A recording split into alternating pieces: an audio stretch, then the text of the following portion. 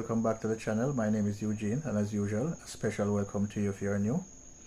Now today's lesson is going to be an English lesson, and we're going to focus on the topic of action and non-action verbs, and the names speak for themselves. But when I get into the lesson, I'll explain in details.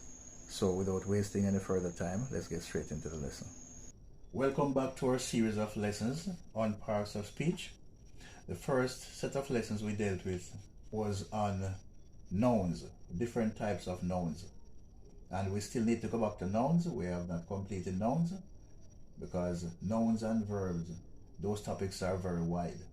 So they cover a lot of area, different types of nouns, different types of verbs. But today, we're going to take a look at verbs. Now, first of all, we need to know what a verb is. So that is why we have a definition here. And it reads like this. A verb is a word that shows a state or an action.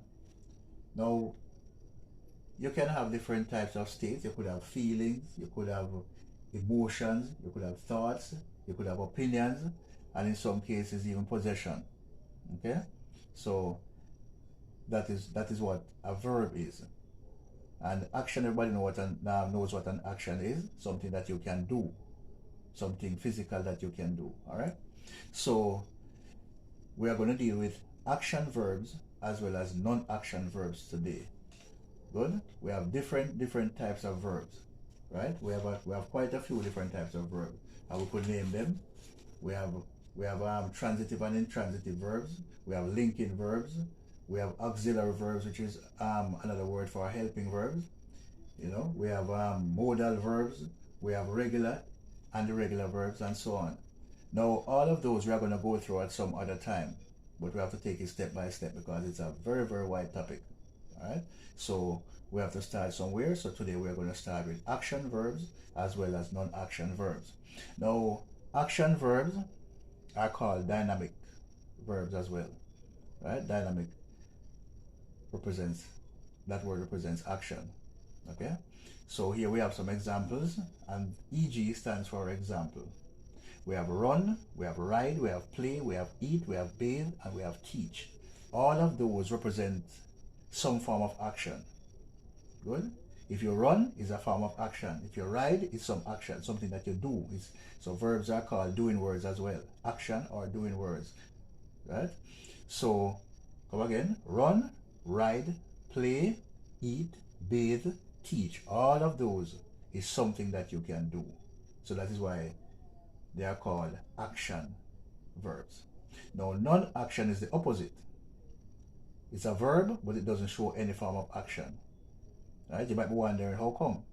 It's a verb. Because many times we are taught, you know, especially when we're smaller kids, that a verb is an action word, but as soon as you get older and more advanced in English, you will learn that there are other types of verbs. All right. Now, another word for a non-action verb is stative or state verbs. Right, and it represents a state of being. Right, and as I told you before, you could talk about emotions, you could talk about opinions, you know, and stuff like those. So let us name the ones that we have here, these non-action verbs that we have here. We have like, we have want, we have know, we have believe, and we have own.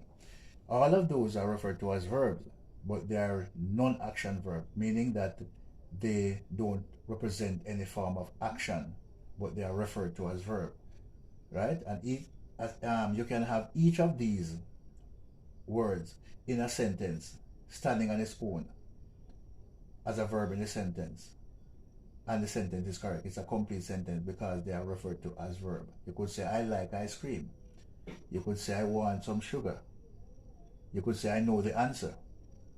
Or you could say, I believe something, you know, or I own a bike, or I own a car. So all of those can be used to make a complete sentence because they are verb. They are in fact verb, even though they don't represent an action. So bear in mind that not all verbs represent action. So I'm going to do an exercise which you're going to practice to know the difference between action and non-action verb, so that in the future when you see them. And non-action verbs, you can always look up in your dictionary or whatever English language book you might have, and study them and know them. Okay, and know to differentiate them, because what we deal with here is just a small amount of what exists. Okay, so you can always do your own reading. Now here we have two sets of sentences, one on the left, one on the right. Now the sentences on the left, those are sentences that contain action verbs, and the ones on the right, those are ones with non-action verb. So let's start with the ones on the left. The first sentence reads, John runs to school. John runs to school. The action there would be, you got it, runs. Very good, runs. The next sentence reads, my father drives a truck. The obvious answer there would be drives, because that's the only action in the sentence. So it drives. The next sentence reads, the children play in the park. Action, play. The next sentence, the choir sings. And the action there would be sings. And the final one on this side, Mary walks home. Action is walks. All right. Now, before we go over to the other side, if you notice, the sentence reads, John runs to school. If you notice, we have an S on run. Reason for that is that John is a singular noun. John is a person, so it's singular, one person, John. It didn't say John and somebody else, it says John. So we use a singular verb, which is the one with the verb with the S is usually the singular one. So if we have run and want to make it singular, we have to add an S to it. Now it's like the opposite of nouns, because the nouns that you add an S to, those are the plural nouns. So verbs, just bear in mind that verbs would be the opposite. The singular verb would be the one with the S. Okay, you need to add an S to run to make it singular. So John runs to school. All right, next one. We have here drives as the verb. I even notice we have drives, another S there on it. My father suggests one person, so that's singular. So we have to use the singular verb, because the verb and the noun or pronoun, whatever that in front of the verb, must agree. So in this case, it's a noun. My father, father is a noun. So therefore, we have to use the singular verb to match it. One person, singular. So we use the singular verb. So the singular verb, remember, is the one with the S. All right. So this one here, the children play in the park. Now the children, more than one child, children. So therefore, we are going to use the plural verb, which is the one without the S. Okay, so play without S would be plural. So the children play, would be the children plays. That would be totally incorrect grammar in the English language. So we say the children play. The next one, the choir sings. One choir. The one choir. It's a group of people, but it's one choir.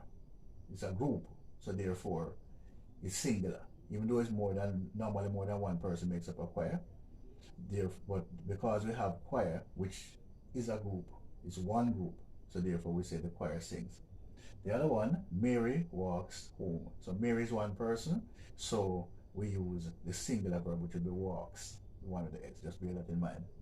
All right, now over here we have non-action verbs. So let's figure out where the verb is. This might be a little tricky, I don't know. Well, let's look at it.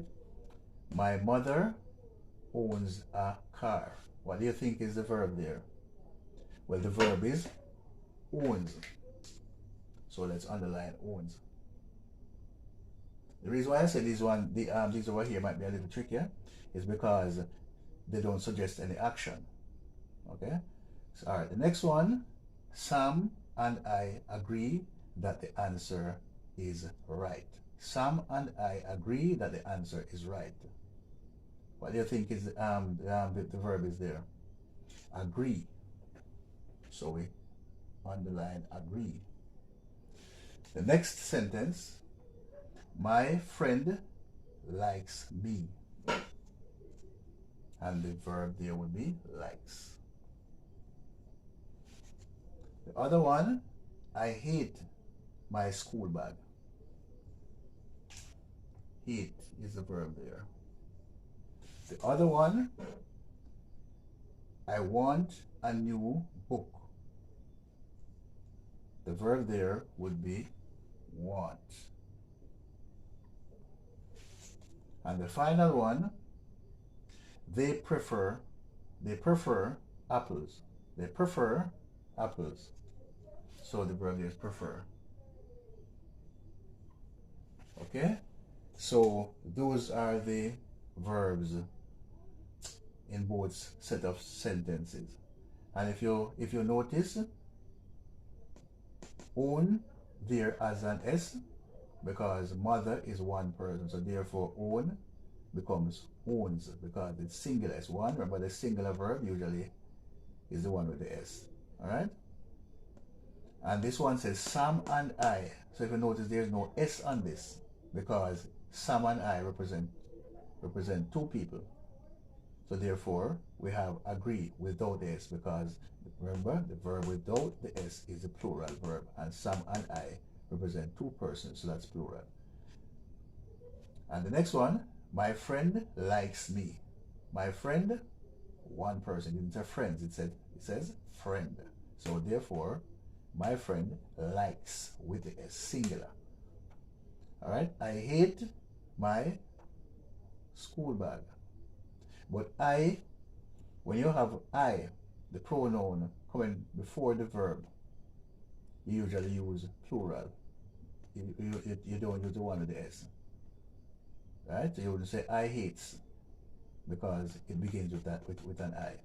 So we say I hate my school bag, but we won't say much. So because we have exceptions many times in the English language. So we wouldn't say I hates my school bag. I hate my school bag, because we have the letter or the word I in front of hate. Alright? I want a new book. Want, if you notice, we didn't put an S on it simply because we have an I there again. So we say I want, because I is usually followed by a plural verb. They prefer apples. They is plural, so therefore we use prefer, the verb without the S, because this is the plural verb. So I is an exception there. You know, even though I is singular, we use the verb without the S. Okay? Right, because that's just the rule. That's all for today, folks. We have come to the end of another lesson. Hope you liked it and you have found some value in it. If so, please remember to share it with everybody you can, your family, your friends, just about anyone who you think might find some value in lessons like these. So please remember to also comment. And by the way, I've been reading all your comments, and I really appreciate your kind words of encouragement, and I try to respond to all of them. So don't believe you are going to make your comment and I'm not going to see it. I'm going to read every single one of them, and I'm going to respond to every one of them. So far it has been very good, and I've been very inspired and motivated by them. So remember again, share, like, comment, and most of all, subscribe. I want to continue to produce videos like these so that you and others around the world benefit from them. That's my mission. So please remember to subscribe. It doesn't cost. Okay? Until the next lesson, see you.